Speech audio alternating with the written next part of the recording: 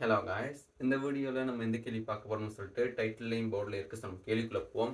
கேள்வியில் என்ன சொல்கிறாங்க அப்படின்னு சொன்னாக்க, ஏபிசின்னு சொல்லி ஒரு முக்கோணி இருக்குன்னு சொல்கிறாங்க. இந்த முக்கோணியில் ஏபிங்கிற பக்கத்தை நீட்டும்போது டி வச்சு நீட்டும் பொழுது ஒரு புறக்கோணம் உருவாது. அது 120 பாயின்னு சொல்கிறாங்க. இவர் எக்ஸ் கோணம்ங்கிறாங்க, இவங்க 2 எக்ஸ் கோணம்னு சொல்லியிருக்காங்க. அப்படி தானே? இல்லை, கேள்வி என்ன கேட்டிருக்காங்கன்னா, எக்ஸின் பெருமானம் யாது அப்படின்னு சொல்லி கண்டுபிடிக்க சொல்கிறாங்க. எப்படி கண்டுபிடிக்கலாம் அப்படின்னு சொல்லி பார்த்தா நமக்கு ஒரு தியரி தெரியும்.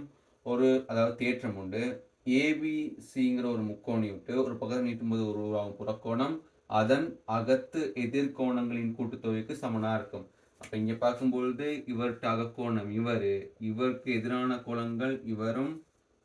அப்போ இவங்களோட பிறகு கூட்டும்போது வரக்கூடிய பெருமானம் இந்த புறக்கோணம் 120க்கு சமனாக இருக்க போகுது. அப்போ எப்படி எழுத போகிறோம்? எக்ஸ் பாகை சக இவர் 2 எக்ஸ் பாகை.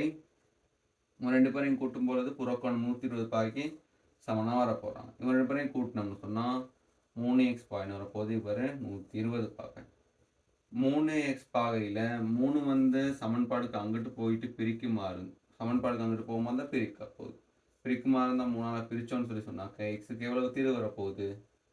40 பாயின்னு சொல்லிட்டு தீர்வு வரப்போகுது. இது ஒரு வழிமுறை. இன்னொரு மெத்தட் என்னன்னு சொல்லி சொன்னாக்க, நான் என்ன சொல்கிறேன், அதை ரெட்டில் செய்கிறேன்.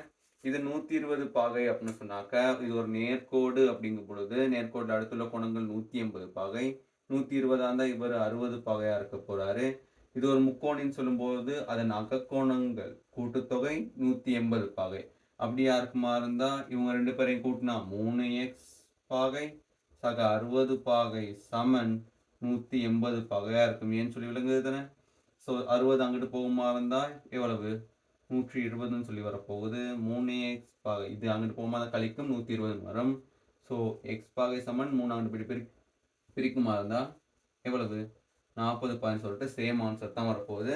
உங்களுக்கு எந்த மெத்தட் இலகுவாக இருக்கும் நீங்கள் என்ன செய்யலாம், அந்த மெத்தடில் இந்த கேள்வி மூவ் பண்ணலாம். ஸோ அந்த கேள்வி விளங்கியிருக்குன்னு சொல்லி நினைக்கிறேன். எதுவும் டவுட் இருந்தால் கமெண்ட்டில் சொல்லுங்கள். நம்ம அடுத்த கேள்வி சந்திப்போம். பாய்.